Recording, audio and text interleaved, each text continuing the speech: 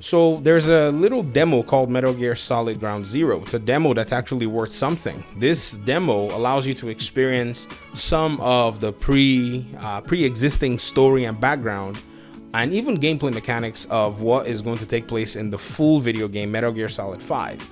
Now, after this Metal Gear Solid Ground Zero has sat in my shelf on the Steam library for about 2 years, I picked it up to play and I've been having a blast. And in fact, after the first mission, which took me about 80 minutes to complete, my wallet was open, and for a second time I purchased Metal Gear Solid 5. Now, I had purchased Metal Gear Solid 5 initially around the time of its release, but I went and traded it in because of two reasons. One, I was playing the Division 1 very actively, and two, it was a lot of sensory overload for me. I could not make up my mind as to what I wanted to do with a game like that. And so at that time, that game was just not for me, which is crazy that your taste can actually change over time, huh? Human nature.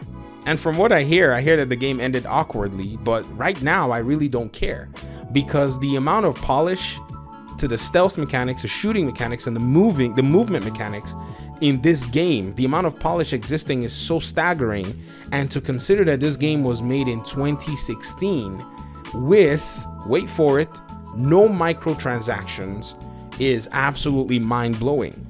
I read a comment just recently on one of my, I think it was my polls or something, and somebody said, all I see is you complaining about Ubisoft, something along the lines of that. And here's my response, even though I'm not obligated to respond, but I just want to say my response is yes, I am complaining about Ubisoft because the complaints are warranted. And I'm complaining because I want Ubisoft to succeed. I don't want Ubisoft to end up in a place where they become a mockery, because I have built my entire YouTube channel around an Ubisoft game. And I don't want to see, I'm playing for Team Ubisoft. I don't care what you say. You can call me a shield or whatever. No one's paying me. I don't mingle with developers or whatever. I just speak my mind here on my platform because it's possible. And so when you call big names, you see that Ubisoft is, if you look very closely, they're somewhat of an underdog in their league if you compare them to the likes of EA, Activision, and Rockstar. And to be very honest, because they are still somewhat of a smaller company compared to those, they might be the last strand to seeing a AAA industry transform for the better or just crash. And if a game like Metal Gear Solid Ground Zeroes and Metal Gear Solid 5 was released in 2016 with that kind of standard, the standard in cinematic and immersive gameplay, then how come Ghost Recon Breakpoint was not capable of achieving anything close to the stunning visuals and the gameplay polish that Metal Gear Solid had or was able to achieve in 2016?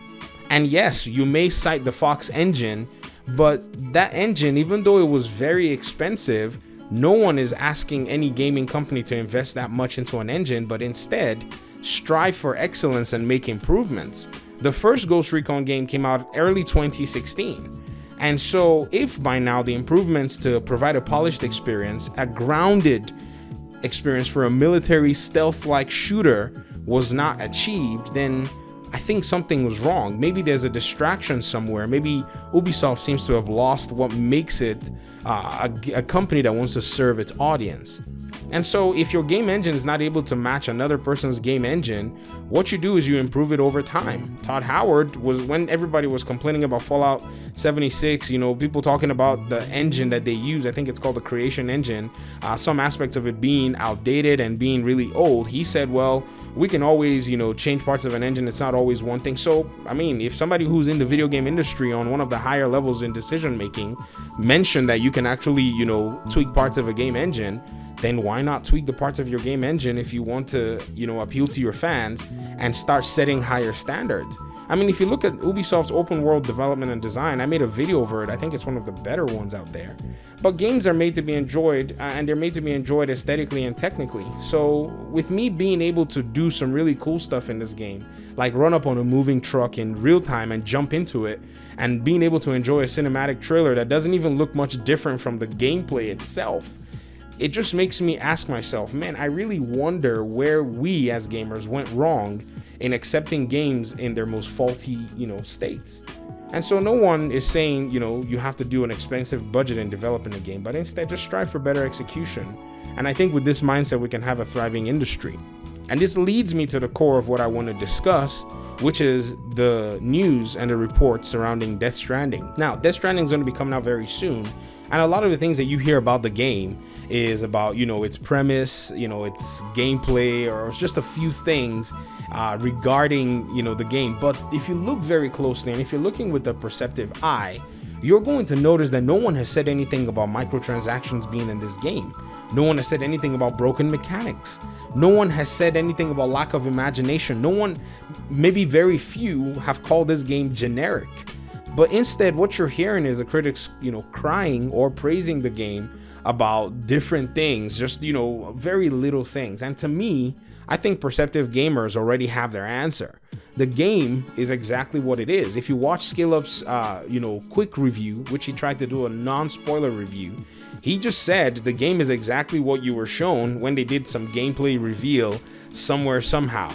And I think gamers are intelligent to make up their minds, and I think they are going to be able to play whichever games they like.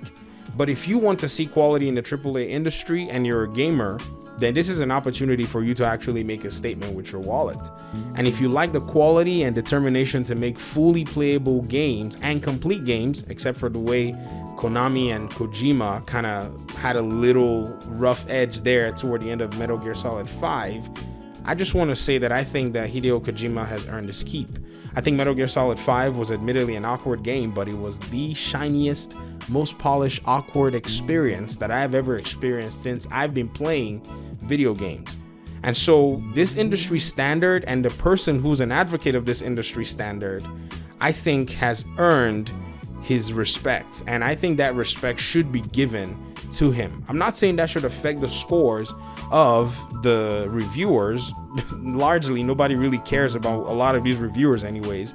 Many of them have revealed themselves to be a joke because they gave many of them gave Mass Effect Andromeda like a 9 out of 10. And Mass Effect Andromeda cannot achieve, or could not achieve, the amount of polish that any of Kojima's games has ever achieved. So Death Stranding is just one thing that we are about to experience for ourselves.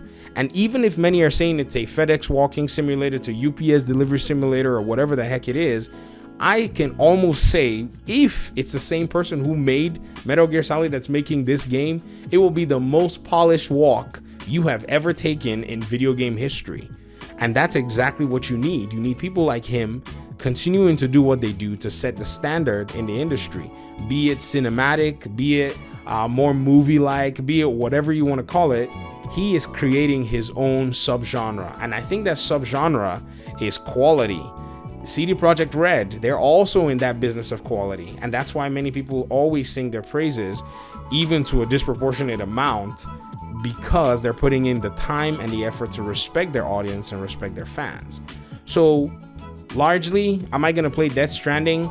From what I've seen, I don't think it's a game for me. I have to be very honest, but I will, at least when it goes on maybe a price slash, maybe take a look at it, or maybe if there's a way I can play a demo or something. But largely, you're not going to hear about that game from my mouth because it just never really interested me. Even when it was first revealed, I didn't even care. I'm not necessarily into a lot of those games, but I will be playing Metal Gear Solid 5 and give that game the due respect that it needs, which has a lot of, clean presentation to it. And I think the delivery was actually good, regardless of all the things and all the hiccups, because you can see that, most times a lot of the publishers don't necessarily care about quality. If you look at Metal Gear Survive, which I'm not touching with the 10-foot pole, they were able to quickly show their hands and, pretty much soil the name of the entire franchise. But thankfully, we still have some gems that I'll be enjoying as we go on. So that's my little editorial, that's my little opinion piece that I wanted to just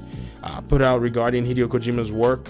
For those of you who are fans, you would probably like what he puts out.